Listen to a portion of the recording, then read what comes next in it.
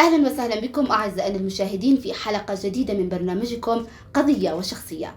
قيم النزاهة والشفافية لتحقيق السلام موضوع حلقتنا لهذا اليوم أعزائي المشاهدين، مع ضيفتنا في الاستوديو الأستاذة أسمهان الإرياني، مدربة في مجال الحكم الرشيد والنوع الاجتماعي، ورئيس مؤسسة إنجاز للتنمية، ومدير عام دائرة التدريب في هيئة مكافحة الفساد.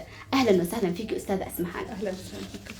في البداية أستاذة أسمهان، حدثينا عن مفهوم العام للنزاهة والشفافية. يمكن في كثير من الأشخاص أو إحنا في مجتمعنا اليمني بتكون هذه المفهومات جديدة على مجتمعاتنا، وفي كثير من الأشخاص ممكن ما بيعرفش إيش المفهوم العام لهذه القيم. شكرا. قبل أن ندخل في مفاهيم النزاهة والشفافية لابد أن نتطرق إلى مفهوم مهم جدا، وهو مفهوم الحكم الجيد. الحكم الجيد أو الحكم الصالح. هذه مفاهيم للأمانة هي مفاهيم جديدة، هي بدأت ظهورها كمفاهيم إدارية كانت في بداية القرن 21. هذه المفاهيم أتت بعد وجود علاقات تعاقدية مع أصحاب الشركات وهم مالكي الشركات ومع المدراء التنفيذيين لهم، فعشان يضبطوا العلاقة بين الشركات هذه أو بين مالكي الشركات وبين المدراء التنفيذيين ظهرت هذه المصطلحات: الحكم الرشيد، النزاهة، الشفافية، المساءلة وإلى آخره. ماذا نقصد بالحكم الجيد أو الحكم الرشيد أو الحكم الصالح؟ طبعا الحكم الجيد هو الحكم عكس الحكم السيء. لنا أن نتصور ما هو الحكم السيء. هو الحكم الدكتاتوري الذي لا يراعي مشاركة الأفراد، الذي لا توجد فيه عدالة ولا يوجد فيه مساواة ولا يوجد هناك رؤية استراتيجية لهذا الحكم، أو لا يوجد هناك تلبية لمتطلبات الأفراد ولا قرار أو يعني وجود قرار مشترك بين المواطنين، أو كيف يمكن أن يكون المواطن في وسط هذا القرار، أو في أثناء خروج هذا القرار كيف يكون المواطن مشارك في هذا القرار. هذا هو الحكم السيء. وبالتالي عكس الحكم السيء هو الحكم الجيد، وهو الحكم الذي يراعي المساواة، يراعي الإنصاف، يراعي الاستجابة، يراعي الرؤية الاستراتيجية، يكون ملبي لطلبات الجمهور، تكون فيه عدالة، تكون فيه مساواة، يكون فيه فصل متوازن بين السلطات. فهذه كلها هي ممكن نقول إنها معايير للحكم الجيد. هذه المعايير تقوم على عدة مفاهيم، وهي مفهوم النزاهة ومفهوم الشفافية ومفهوم المساءلة والمحاسبة. لا يمكن أن يكون هناك حكم جيد أو حكم رشيد بدون وجود هذه المفاهيم: النزاهة والشفافية والمساءلة والمحاسبة. ماذا نقصد مثلا بالنزاهة؟ احنا عادة طبعا لما يكون في هناك اعلان عام دائما يكتبوا ان يكون نزيها. صحيح. لكن احنا لما نجي نفسر نزيه، ايش نزيه؟ نقول نزيه. ايش يعني نزيه؟ يعني النزاهة هي مجموعة قيم: الصدق والامانة والاخلاص والسلوك القويم ومراعاة المصالح العامة على المصالح الخاصة. وهذه كلها هي مفاهيم النزاهة. يعني عندما نقول انسان نزيه فهو انسان صادق، انسان مخلص، انسان امين، يعني نقدر نأتمنه على الإدارة العامة أو على إنه يعني يتخذ قرار يراعي فيها المصلحة العامة على المصالح الخاصة. فهذا هو مفهوم النزاهة. مفهوم الشفافية، ماذا نقصد بمفهوم الشفافية؟ وعادة هذا المفهوم يعني هو بعيد عن وعينا. دائما إحنا بنشوف إنه هذا المفهوم يعني ما نستوعبش إنه هذا حق من حقوقنا. مثلا الحقوق المدنية والسياسية وحق والإعلان العالمي حق الإنسان، حق المعلومة، هذا من الحقوق اللي المفروض الإنسان يحصل عليها. لكن إحنا نشوف يعني عندما مثلا نتعامل مع جهات حكومية يعتبروا إنه هذا كأنه هذا يعني ليس من حقنا أن نعرف. ولذا أي مؤسسة، عشان نقول إن هذه المؤسسة هي مؤسسة يعني تتصف بالحوكمة، أن هذه المؤسسة تكون لها نظام أساسي، يعني رؤية واضحة ونظام أساسي واضح وهيكلة واضحة ورسالة واضحة، وأيضا إجراءات. يعني كيف نقول مثلا هذا إذا دخلت معاملة مثلا في وزارة معينة، ما هي الإجراءات التي مثلا نعملها حتى نحصل على هذه الخدمة، وكم تستغرق هذه المعاملة. يعني هذه كلها يعني إجراء، يعني هذه كلها هذه نسميه شفافية. عندما تكون كل شيء واضح، أو المؤسسة تعلن عن رؤيتها وعن رسالتها وعن هيكليتها ونظامها الأساسي وعن إجراءاتها الداخلية ومدة هذه بنقول إنها مؤسسة محوكمة أو تتصف بالحوكمة. فإذا الشفافية هي حرية تدفق المعلومات، أو كيف نحصل على المعلومات في الوقت المناسب لاتخاذ قرار معين مناسب. فعادة يعني الشفافية يعني تتحدث عن كيفية الوصول إلى المعلومات الحقيقية للمؤسسة. زي ما تكلمتي أستاذة أسمهان إنه جميع هذه القيم، جميع هذه المفاهيم تحقق المساواة، تحقق العدالة، وبهذه الطريقة نستطيع أن نقول أننا نصل إلى السلام. حابة تحكي لنا أستاذة أسمهان ما هي العلاقة التي تربط مفاهيم أو قيم النزاهة والشفافية وكذلك المساءلة ببناء وتحقيق السلام؟ أكيد يعني هذه كلها ترتبط بالسلام. يعني هناك علاقة أكيد تكاملية بين السلام وبين النزاهة والشفافية والمساءلة. المساءلة هي أنه كيف نقدر أو نستطيع أن نلزم المسؤولين العموميين على أنهم يبرروا لنا كيف يعني تصرفاتهم، أو كيف ممكن أن إحنا أننا نقول للمدراء العموميين أو المسؤولين في القطاع الحكومي سواء أو القطاع الخاص كيف اتخذ هذا القرار، وبالتالي هو ملزم أمام المواطنين بتبرير قراراته ويخدم المصلحة العامة.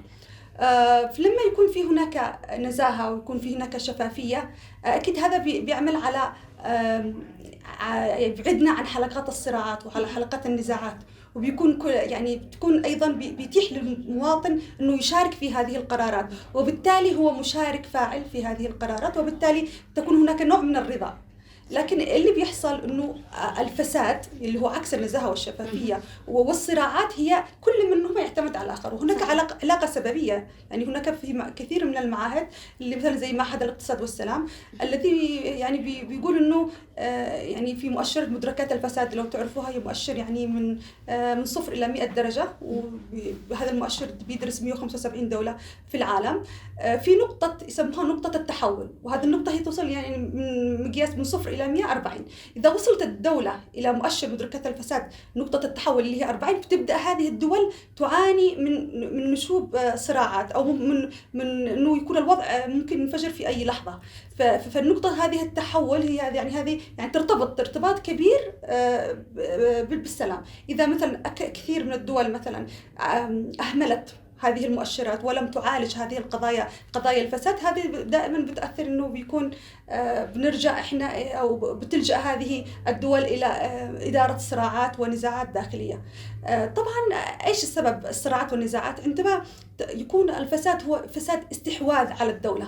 يعني فساد الاستحواذ على الدولة يعني انه هذا الفساد او قلة او نخبة او حزب معين يسيطر على موارد الدولة، وبالتالي عندما يسيطر على موارد الدولة يحصل هناك إقصاء سياسي أو تهميش لبعض الفئات الأخرى، وبالتالي تثير الصراعات والنزاعات في هذه الدولة. فدائما أكيد هناك علاقة مرتبطة بين الفساد والنزاع، وفي كثير من الدول بتقول لا، يعني أو في بعض من الدراسات بتقول لا.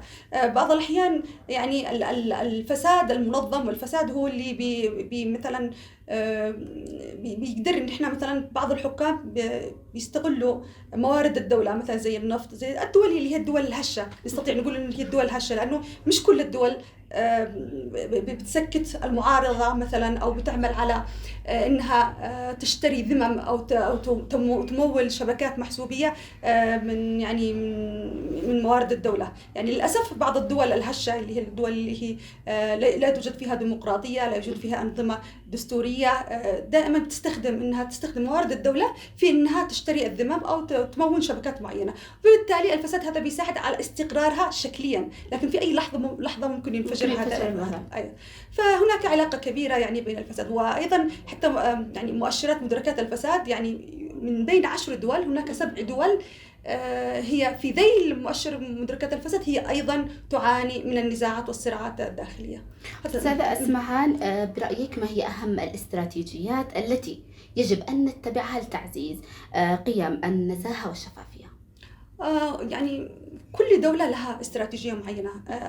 يعني من الغلط إن إحنا نطبق استراتيجية مثلا في سنغافورة مثلا، هي دولة طبعا متقدمة في مجال مكافحة الفساد مثلا، أو في السويد، أو ونطبقها مثلا على اليمن، لأنه كل دولة لها خصوصياتها ولها يعني بيئتها الخاصة.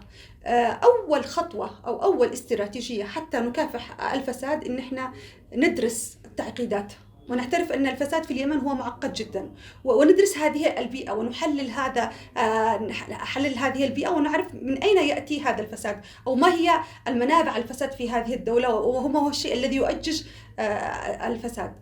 بعد ما ندرسه ممكن نقول إنه من أهم أيضا الاستراتيجيات تقوية مؤسسات الدولة. عادة يعني في الدول الهشة، ليش سموها دول هشة؟ لأنها لا تستطيع تقديم الخدمات للأشخاص يعني المواطنين. يعني عشان تحصل على خدمة يعني ممكن تشتري هذه الخدمة شراء، أو ممكن تدفع رشوة عشان تحصل على هذه الخدمة، ممكن تحصل عليها بجودة رديئة.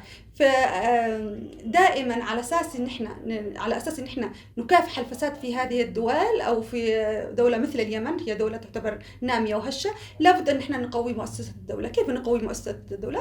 بناء المؤسسي، بناء القدرات داخلها، توفير الميزانيات، يعني مراعاة البيئة، حقوق الإنسان والحريات، وهذه كلها هذه بتعمل إن إحنا نوجد مؤسسات قوية، مؤسسات دولة قوية، وبالتالي نساعد المواطنين على الحصول على الخدمات بشكل جيد.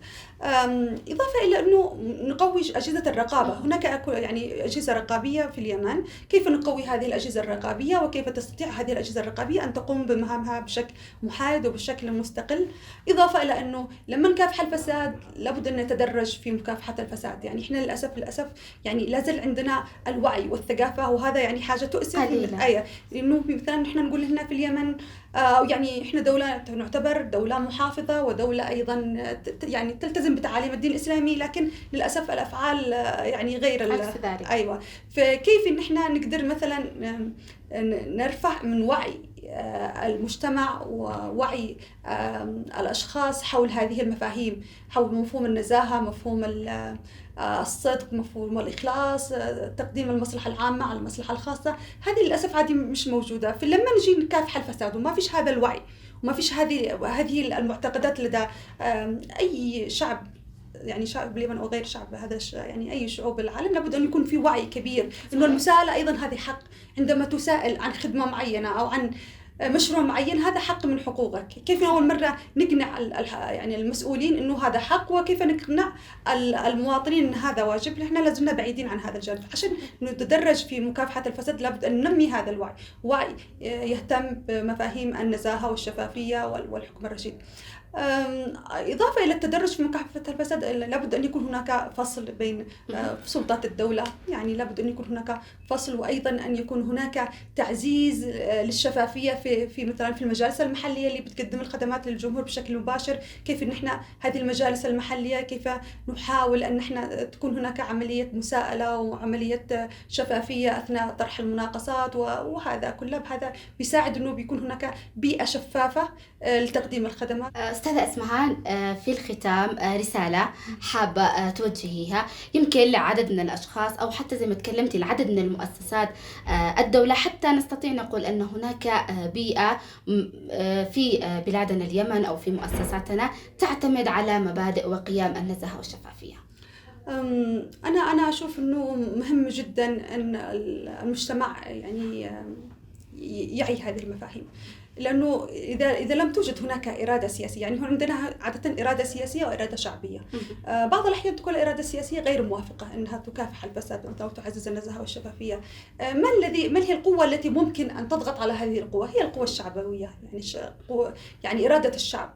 فعندما يكون هناك لدى المجتمع وعي بهذه المفاهيم، مفاهيم النزاهة، بمفاهيم المساءلة، المحاسبة، بالتالي هو بيفرض على الحكام هذا الشيء.